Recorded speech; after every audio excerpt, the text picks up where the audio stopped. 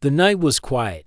A cold wind moved through the trees as Rami sat on the porch of his wooden cabin. He lived alone, far from the town, with only the stars and forest animals as company. He enjoyed the silence, the fresh air, and the feeling of being away from the noisy world. But that night, something strange happened. A bright light flashed across the sky, like a falling star but bigger and brighter. Rami stood up, eyes wide. The light flew over the trees and crashed somewhere deep in the forest. A loud boom followed, shaking the ground slightly. "What was that?" Rami whispered. He quickly grabbed his flashlight and jacket and walked into the woods, following them. Smoke in the air. The forest was dark, but Rami knew the paths well. He moved fast, pushing through the cold leaves and branches. The light grew brighter the closer he got. After 15 minutes of walking, he found it. A strange pile-like object sat in a clearing. It had smooth silver metal, glowing blue lines, and smoke rising from a broken side. Rami's heart raced. This was not a human machine. It was not a plane or a satellite. It looked alien. Carefully, Rami stepped closer. The door of the pile was half open, and inside, something moved. A figure slowly climbed out, weak and trembling. It was a woman, or at least, she looked like one. Her skin was pale. Her long silver hair flowed down her back, and her violet eyes shone under the moonlight. She wore a strange, fitted suit, torn at the shoulder. She collapsed to her knees. Rami rushed forward, unsure what to say or do. "Are you okay?" he asked. The woman looked up at him, breathing heavily. Her face showed confusion and pain. She tried to speak, but only managed a few soft words in a strange language. Then she coughed and fainted. Without thinking, Rami caught her before she hit the ground. Back at the cabin, Rami placed her gently on a blanket near the fireplace. She was cold, her skin almost icy to touch. He added more wood to the fire and covered her with another blanket. For a moment, he just looked at her. She was unlike anything he had ever seen, strange and beautiful, yet clearly not human. As the warmth spread through the room, the woman slowly opened her eyes again. She looked around, confused. Her hand reached for something at her side, but her weapon was gone. Rami raised his hands calmly. "I'm not going to hurt you," he said. She narrowed her eyes. "You? Not my keeper." Her voice was low but clear.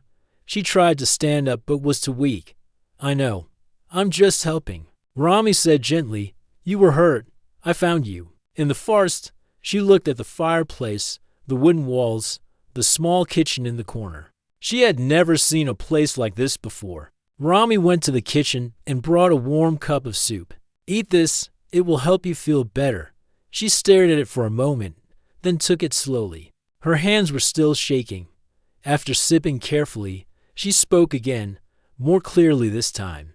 "I am not your pet," she said firmly. Rami blinked, then smiled a little. "I didn't say you were." She frowned. "Humans like control. I know stories." "Well, I don't want to control you," he said. "I just saw someone who needed help. That's all." She watched him for a long moment. Then she lowered her eyes and sipped more soup. The room was quiet except for the crackling fire. Later that night, the woman leaned against the wall, still wrapped in the blanket. Rami sat across from her. He wanted to ask her many questions: where she came from, what happened, who she was, but he knew she needed rest. "I'm Rami," he finally said. She looked at him. "Rami. What's your name?" She hesitated. "Tira." "That's a nice name," Rami said. "Tira." She said nothing and replied. Suddenly, thunder rolled in the distance. A storm was coming. Rain tapped gently on the roof, then grew louder. Tira's eyes flicked toward the window, alert and tense. "Are you okay?" Rami asked. "I do not like thunder," she said, her voice soft, without speaking. Rami picked up another blanket and placed it beside her. "You can rest here. You're safe." Tira didn't answer, but slowly, she shifted closer to the fire. Then, without warning, she moved closer to Rami. Not too close, just enough to feel the warmth of his presence. Rami sat still, not wanting to scare her. Moments later, Tira pulled part of the blanket around herself and curled up carefully beside him. Her eyes half closed. She still kept her pride, her distance, but it was clear she trusted him, even just a little. As thunder rumbled again, she whispered with her eyes closed, "But still, I'm not your pet." Rami looked at her, smiled gently, and said, "I wouldn't want you to be." And for the first time, Tira smiled to just a little. The morning sun rose slowly, casting golden light through the windows of the wooden cabin. Birds sang outside, and soft wind moved through the trees. Inside the cabin, the smell of warm tea filled the air. Rami stood near the small stove, heating breakfast. His eyes often moved to the corner of the room where Tira was still sleeping. Wrapped in a blanket near the fireplace, she looked peaceful. Now, very different from the fierce and confused woman he had met the night before. Tira's silver hair fell over her face. Her breathing was steady. She looked almost human, but Rami knew better. She was something far more mysterious. As the pan sizzled, Tira suddenly opened her eyes. Her body tensed, as if ready to fight. But when she saw Rami, she relaxed slowly, mourning. Rami said gently, "You slept well." She sat up and looked around. "Where? You're still safe." He said, "My cabin. The forest is quiet. No one saw your pot fall." Tira looked toward the window, her eyes scanning the trees. Then she turned back. "You live here?" Alone? Rami nodded. "Yes, I like peace. No noise. No trouble." Tira tilted her head slightly. "Strange for a human." Rami smiled. "Maybe. Want some food?" She looked at the plate. He held eggs, toast, and some fruit. She took it carefully, sniffing it first, then tasting it slowly. After a few bites, she nodded. "Good." Rami laughed softly. "Glad you like it after breakfast." Tira stood and walked slowly around the cabin. She touched the wooden walls, looked at books on the shelf, and poked a lamp with her finger. Everything was new to her. Strange, but interesting. She stopped at the corner where Rami had placed the alien tools he had found inside her pod. "Don't worry," he said. "I didn't break anything. Just curious." Tira picked up a small cube that glowed with blue light. She pressed a hidden button, and the cube floated in the air. Symbols appeared around it, moving in circles. She reached out and grabbed one of them. It changed shape in her hand, like soft light. Rami watched in amazement. "What is that?" "Translator stone," she answered. "It helps with words." Still slow, but learning, Rami's eyes widened.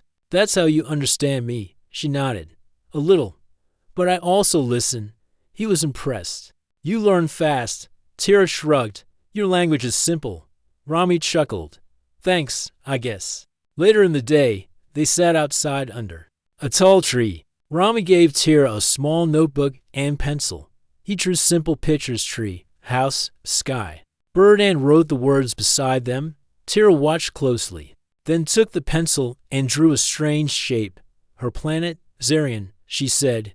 "Your home?" Rami asked. She nodded. "Far. You cannot reach, not with your machines." Rami looked at her drawing. Her planet had two moons and sharp mountains shaped like claws. "It looks cold. Very cold." She said, "We don't smile much." He smiled. "You smiled last night." Tira looked away. Only by mistake. Rami didn't reply. He just smiled again. As the sun lowered in the sky, Rami showed Tira how to fish in the small river behind the cabin. She stood stiffly at first, unsure of the rod in her hands. But after a few tries, she began to enjoy it. She even laughed softly when she caught a tiny fish. "I have never done this before," she admitted. "You're a fast learner." Rami said. She glanced at him. "You keep saying that, because it's true." Tira was quiet for a moment. Then she said, "Why? Are you helping me?" Rami looked at the water. "I don't know. Maybe because you needed help. Maybe because I've been alone for a long time. You are strange, Rami. Thanks. You said that a few times now." She smiled again. This time, she didn't hide it. That night, they sat near the fire again. Tira held one of her glowing stones in her hands. Watching it shift colors, Rami made tea and handed her a warm cup. She accepted it without words. "I can fix some of your tools," Rami said. I work with machines sometimes. Not alien ones, though. Tira nodded. You may try. But the pod is broken beyond repair. I sent a signal, but I don't know if anyone will come, so you might be stuck here. She looked at the fire. Yes. Are you scared? No, she said quickly. But, unsure, Rami didn't push. He just sat beside her. A few minutes passed. Tira looked at him with her bright violet eyes. If someone comes for me and they see you, they might not be kind. Rami looked at her calmly. Then I'll stay out of sight. Or maybe I'll stand beside you. She blinked, surprised by his answer. You don't know what I'm part of. I don't need to, he said. I know you now. Tira didn't reply. She just looked down at the cup in her hands as the night grew colder. Tira stood up to leave the fire, but stopped. She looked at the blanket she had used before. Then, at Rami. I'm not your pet, she said again. But this time, her voice was softer. I remember. Rami said gently. She walked back, pulled the blanket around her, and sat closer than the night before. Rami didn't speak. He didn't move. He just let her be. After a long silence, Tira said quietly, But you are not like the others I heard about. Rami looked at her. Maybe we both heard the wrong stories. Tira gave a small nod. She rested her head against the back of the couch, eyes half closed, and whispered, We'll see, and together. In that small wooden cabin deep in the forest, an alien warrior and a lonely man began to learn what it meant to trust. Morning light filled the cabin as Rami opened the wooden door and stepped outside. The air was fresh, and the forest was quiet. He stretched and looked toward the small hill where the stars were always clear at night. Behind him, Tira stepped out as well. She wore the same silver suit, now patched with Rami's help. Her silver hair was tied back, and her eyes, though still sharp, seemed softer than before. She looked up at the sky. Your world is quiet. That's why I like it, Rami replied. Tira walked a few steps forward. Barefoot in the grass, she raised a small device, like a crystal compass, and watched the blue lights on its surface. Then she frowned. No signal. No answer, she said. Maybe too far. Maybe they don't care. Rami looked at her. You think your people won't come? Tira didn't reply right away. She stared at the trees. I was not sent here on purpose. It was an accident. I was only back up in a ship that was shot down. The others, they were more important. Rami listened quietly. Tira turned to him. In your world, is every person important? Rami gave a small smile. We like to say that. But the truth? Sometimes, people feel forgotten too. Tira nodded. Then your world is not so different. Back inside, Rami worked on one of Tira's broken devices. It had been damaged in the crash. It looked like a wristband, but it glowed faintly. This was part of your suit, Rami asked. Yes, it gives energy, heals small wounds. But now, only weak spark. Rami opened the back panel and carefully cleaned the wires. He used tools from his old workshop, tiny screwdrivers, solder, wire from an old radio. Tira watched closely, curious. You are skilled, she said. I fix things, Rami replied. Sometimes it's easier than fixing people. Tira looked at him for a moment, then asked, Did someone hurt you? Rami paused. Not in the way you think. Just, life happened. I lost people. So I came here. It's peaceful. Tira didn't say anything, but she sat closer, her violet eyes studying him. Not like a soldier, like a friend. Later that day, Tira showed him one of her own tools. It was a small silver ball. When she touched a certain spot, it floated and made soft musical sounds. What is this? Rami asked. It tells the story of my home. Tira said, each sound is a memory. The music changed as she moved her fingers across the ball. One note was deep and slow. She said it was the mountain wind. Another note was high and sharp, snow hitting metal roofs. Rami listened carefully. He closed his eyes. It's beautiful. Tira smiled, a little proud. I thought you would say it was strange. It's strange, Rami said, but beautiful too. They both laughed quietly. As the days passed, they shared more. Rami showed her how to cook simple food, vegetable soup, grilled fish, warm Bread. Tira was clumsy at first, but she learned quickly. She began to ask questions about human things, why people made music, why they painted pictures, why they danced. Rami tried his best to explain. One evening, he brought out an old guitar and played a soft song. Tira sat beside him, listening with wide eyes. "You are making feelings with your hands," she said. "That's music," Rami said. "It helps when words are not enough." Tira nodded slowly. "We have something like this, but it is only for leaders." "Well, here," Rami said, handing her the guitar. "You don't need to be a leader. You just need to feel." Tira held the guitar carefully, her fingers moving awkwardly on the strings. But she smiled again more than before. One night, clouds covered the stars. Rain tapped softly on the roof. Tira sat by the window. Staring outside, Rami handed her a warm cup of tea. "Do you miss it?" he asked. "My world." She nodded. "Yes, but not everything." "What don't you miss?" Tira took a long breath. "The rules, the cold halls, the always watching eyes." "Sounds like a hard place." "It is. I was trained to fight, to obey, not to trust. But here, things are different." She looked at him carefully. "You are different." Rami smiled gently. "And you're not as cold as you think." Tira looked away, her cheeks turning slightly pink. She didn't speak, but a tiny smile touched her lips. That night, thunder returned. The cabin shook slightly with each boom. Tira sat close to the fire, hugging her knees. Her eyes were alert, as if expecting danger. Rami noticed her tense body. "It's just thunder," he said. "It won't hurt you." Tira looked at him. "It's not the sound. It's the memories, the noise of battle, the crash of metal. It feels the same." Rami nodded. "I understand."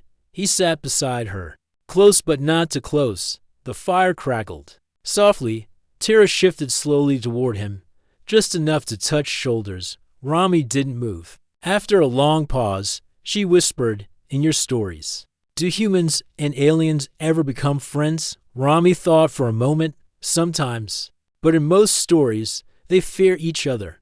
Tira looked down. "That's what I thought. But maybe." Rami said, "We can write a better story." Tira turned her head. Her eyes met his. For the first time, she didn't look like a lost traveler. She looked like someone who had found something rare.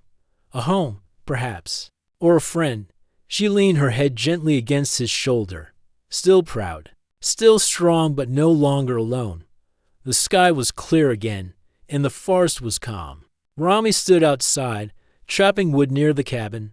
Birds flew overhead, and the smell of pine trees filled the air. Inside the cabin, Tira worked on her energy crystal, trying to repair it with some of Rami's tools. Their quiet routine had become normal over the past few days. But peace does not last forever.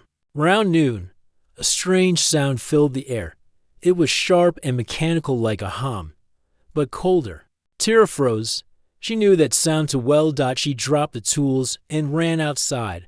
Rami looked up. A small black drone flew slowly above the trees, scanning the ground with a red light. It was smooth, round, and moved without noise except for its low humming sound.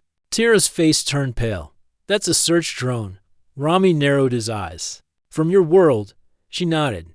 "It's from the ones who shot down my ship. They're hunting survivors." Rami dropped the axe and grabbed her hand and sighed. Now, they rushed into the cabin. Rami quickly pulled a wooden trapdoor near the fireplace and opened it. Below was a small storage space where he kept tools and supplies. It was narrow and dark, but it would do. "Hide down there," he said. Tira looked at him. "What about you?" "I'll stay up here. If they see me, they'll just think I'm alone." "You need to stay hidden." Tira hesitated, then climbed down. Rami placed a blanket and wood pieces over the door, hiding it well. He stood, took a deep breath, and waited. Outside, the drone's red light moved across the yard. It hovered near the door, scanned the cabin, then moved to the roof. Rami stayed still, heart pounding. After a few tense minutes, the drone flew away. Rami exhaled slowly and lifted the trapdoor. "It's gone." Tira climbed out. She looked angry and worried. They'll send more. This is just a scout. The others will follow. Rami sat down. Then we need a plan. That evening, Tira drew a map on a piece of old paper. She showed where the pod crashed, where the drone flew, and where she thought the enemy might come from. They follow signals, she explained. My broken pod still gives out weak energy. We must destroy it before they track it here. I'll help, Rami said without pause. Tira looked at him. You don't have to. This isn't your fight. You're my friend, he replied, and I won't let you face them alone. Tira stared at him, her face softened. You say that easily, but this fight is dangerous, Rami smiled. So are you? The next morning, they set out toward the crash site. Tira wore her suit again, now repaired as best as possible. Rami carried his old hunting bag with tools and food. The forest was silent, too silent. Even the birds seemed to know something was coming. When they reached the pod, it was still there, half buried in the earth, with smoke stains on the metal. A small blue light blinked weakly from inside. Tira opened the panel. The signal beacon is here. Can you destroy it? Tira nodded. Yes, but we must be quick. She placed a small crystal on the device and pressed it. A soft hum began, followed by a flash of light. The beacon sparked, then faded to black. It's done, she said suddenly. A sharp buzzing sound filled the air. Tira grabbed Rami's arm. They're here, above the trees. Another drone appeared, larger this time, followed by two more. They flew in circles, scanning the area. Red lights swept across the forest floor. We need to run. Rami said. No, Tira replied. We need to hide and fight. She pulled out a small alien disc from her pouch and placed it on the ground. A soft blue shield appeared around a few nearby trees. This will block their scan for a few minutes, she said. Rami pulled her behind. A fallen log. The drones hovered, confused by the shield. Tira turned to him. They'll send soldiers next. Then we get ready, Rami said. You've got tech, and I've got tricks. Back at the cabin, they prepared for defense. Rami showed Tira some of his old traps, wires, nets, hidden holes. Tira used her crystals to power them up with small shocks and flashes. They placed mirrors in the trees to confuse cameras, and smoke bombs made from simple forest herbs. At night, they rested near the fire. Tira sat close again, her eyes tired, but calm. Why are you still helping me? She asked. Rami looked at her. Because you didn't run when you could have. You stayed. That means something. She looked at the flames. I've never had someone fight beside me like this. Back home, everyone only followed orders. Well, Rami said, you're not home anymore. Tira smiled faintly. Maybe that's not a bad thing. The next day, they heard the enemy. Ship. It was louder than before, deeper. A dark shadow passed over the forest. Tira watched it carefully. That's a scout ship. It will land nearby. Rami held a small mirror in one hand and a rope in the other. Let's give them a welcome they won't forget. Tira smiled. Human style. Rami nodded. Exactly. The forest was quiet, but not peaceful. The air felt heavy, like something dangerous was coming. Birds had flown far away, and even the wind seemed to stay low. Rami stood near the cabin, checking one of the traps they had made. A net was tied between two trees, hidden with leaves. Beside him, Tira adjusted a glowing stone that powered the trap with a small electric charge. They will come from the west, she said. Their scanners follow energy trails. Then we'll be ready, Rami replied. He had never fought aliens before. He was just a simple man who liked quiet. But something inside him had changed. Maybe it was because of Tira. Maybe it was because he finally had something worth protecting. They had spent the whole morning preparing. Rami placed mirrors in high branches to reflect light and confuse the drone cameras. He set smoke bombs under leaves. Tira used her technology to create light traps and motion sensors. Her small tools, once made for battle in the stars, now hid under pine needles and dirt.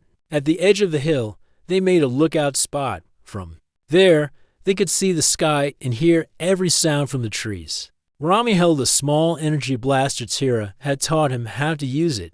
You shoot like a farmer. She teased. I am a farmer. Rami smiled. Tira rolled her eyes, but her voice was calm. You'll do fine. As the sun began to set, they heard it, a low, deep sound moved through the forest like thunder. The enemy ship had arrived. It broke through the clouds slowly, its metal body wide like a flying beast. Let's scan the trees below as it lowered. Tira's face became serious. That's a hunter ship, not a scout. Rami looked up. How many do you think are inside? At least 6, maybe more. Rami tightened his grip on the blaster.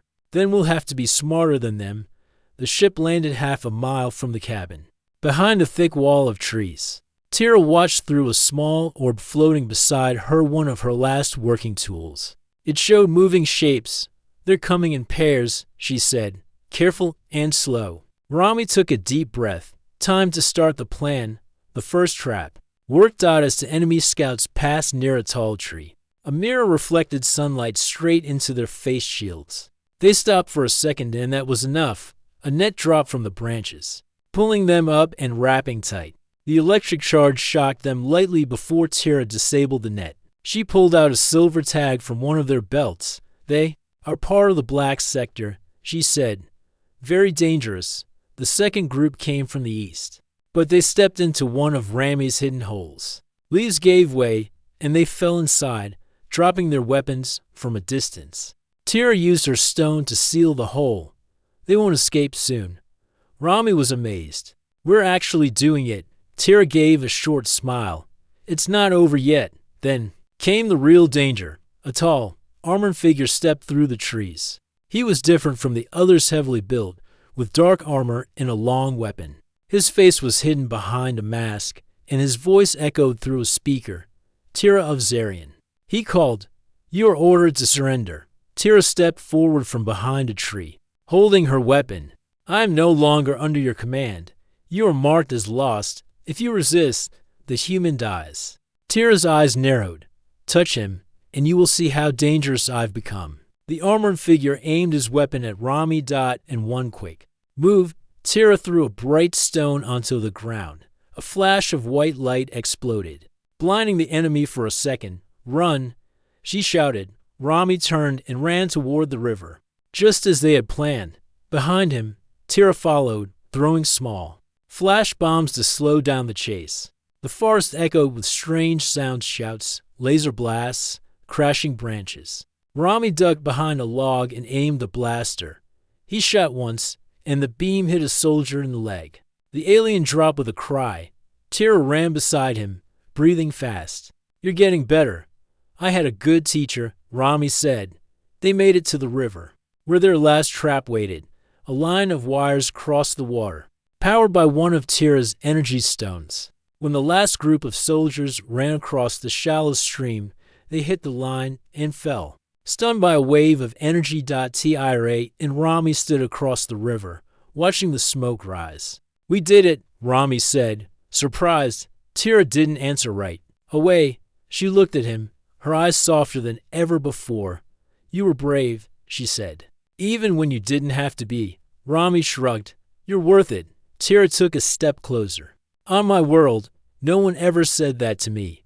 Well, Rami smiled. Welcome to Earth. Back at the cabin, they checked for more signs of danger. But the ship was leaving.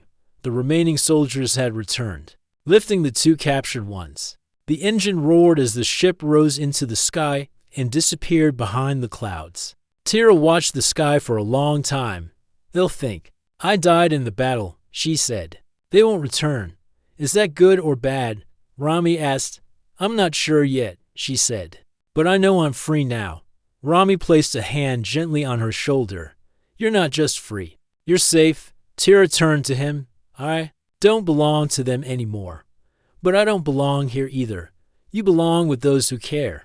Rami said. Tira looked into his eyes. I told you before. I'm not your pet. I know. Rami said with a smile. You're my friend. And more than that, if you want to be. She didn't answer. Instead, she leaned against him, her head resting on his shoulder. For a long time, they stood together in silence, no longer strangers, no longer lost. Just 2 souls who had found each other. The forest was dark, but the stars shone brightly. Through the tall trees, the night was calm to calm.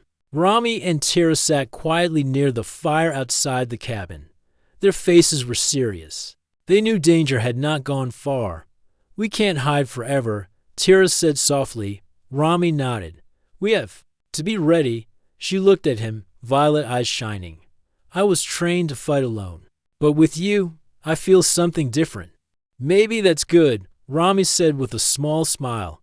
"Fighting alone is lonely." They had spent the day setting traps and checking their weapons. The energy blaster Rami held felt heavy in his hand, but he was growing stronger. Suddenly, a faint noise came from the trees. Both stood up, alert. "It's them," Tira whispered. They moved quickly, hiding behind a fallen tree. Ahead, the enemy soldiers appeared in total, moving carefully through the dark forest. Rami held his breath as the soldiers approached the cabin. Tira stepped forward, her voice low but strong. "You will not take me."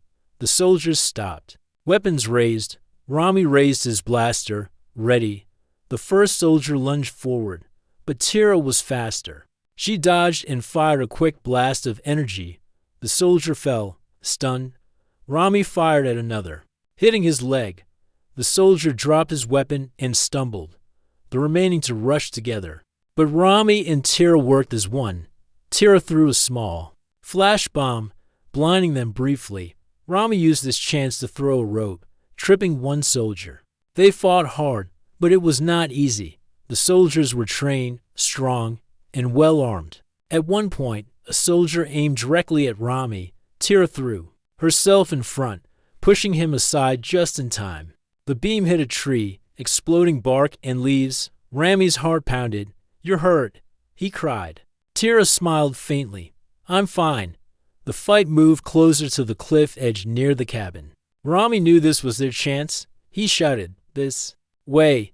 Tira followed as Rami led the soldiers toward the cliff. The ground was uneven, and the soldiers did not notice the hidden trap. Rami pulled a rope that released a net hanging over the edge. Two soldiers were caught and fell over the cliff, landing in the thick bushes below.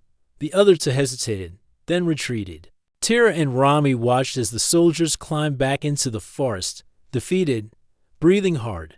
Rami turned to Tira. "You saved me." She smiled softly. "You saved me too." He helped her sit down and checked her wound. A small scratch on her arm was bleeding, but nothing serious. "We need to rest," Rami said. They returned to the cabin, moving slowly under the stars. Inside the warm cabin, Rami cleaned the wound and wrapped it with a cloth. Tira looked around the small room. "This place, it feels like home." Rami smiled. "Maybe it is." She looked at him, eyes full of gratitude and something deeper. "I never thought I would find peace," she said quietly. "You deserve it," Rami replied. Tira leaned into him, resting her head on his shoulder. For a moment, she was silent. Then she whispered, "You are not my pet either." Rami laughed softly. "Good, because I never wanted one." They stayed close, wrapped in blankets and warmth, the forest outside. Quiet and safe for now. The first light of dawn painted the sky with soft pink and orange. The forest was waking up, birds singing their morning songs. The air smelled fresh and clean. Inside the small cabin, Rami and Tira sat by the window, looking outside. The night's fight was over, and for now, peace had returned. Tira stretched her arm, testing the small wound that had almost healed. She smiled quietly. "I feel stronger." Rami smiled back. "You have come a long way." She looked at him. "And so have you." They had both changed in the days they spent together. Two strangers brought by. Fate, now something more. Outside, the sun rose higher. The forest seemed alive with promise, but a question stayed in the air. "What will happen now?" Rami asked. Tira sighed. "My people will search for me. Some will not stop until they find me. And you? I don't know. I want to live freely. Not as a soldier or prisoner." Rami nodded. "You're welcome here, with me." Tira looked surprised but happy. "You want me to stay, if you want." Rami said softly, "You don't have to be alone anymore." Tira smiled and reached for his hand. Maybe this world is not so different after all. Days passed, and the forest became their home. Rami taught Tira about Earth's simple joys, fishing by the river, watching stars at night, and cooking. Warm Meals. Tira showed Rami her alien technology, small machines that could heal cuts faster, lights that floated without wires, and music stones that told stories of her home world. Together, they built a life from two very different worlds. But one morning, a faint signal came from the sky, a small ship approaching quietly. Tira's eyes narrowed. "They came for me," she said. Rami grabbed her hand. "We face this together." The ship landed softly near the edge of the forest. A small group of soldiers stepped out, but they did not look angry or ready to fight. Their leader approached slowly. "Tira," he said, "we have searched for you. Your people want peace." Tira looked at Rami, then back at the soldiers. "Peace?" she asked. The leader nodded. "Yes. The war is ending. You are free to choose your path." Tira took a deep breath. "I have chosen." She turned to Rami. "I want to stay here. With you." The soldiers looked surprised but respectful. Rami and Tira welcomed the visitors into the cabin. They shared food and stories. The soldiers saw a different side of Tira, the woman who fought bravely but also laughed and cared. The leader smiled. "Your choice is wise. We will respect it." Months passed. The forest remained quiet, and the cabin became a place of peace and friendship. Tira and Rami grew closer. She no longer hid behind her strength, but shared her heart. One evening, under the stars, Tira looked at Rami and said softly, "I'm not your pet, but I am yours if you will have me." Rami smiled warmly. "I want nothing more." They held hands. Two souls from different worlds united by trust and hope. The story of the alien woman who said, "I am not your pet," but found a home in a simple man's arms, became one of courage, friendship, and new beginnings. Together, they showed that even in the darkest times, kindness and trust can build bridges between worlds. End of story.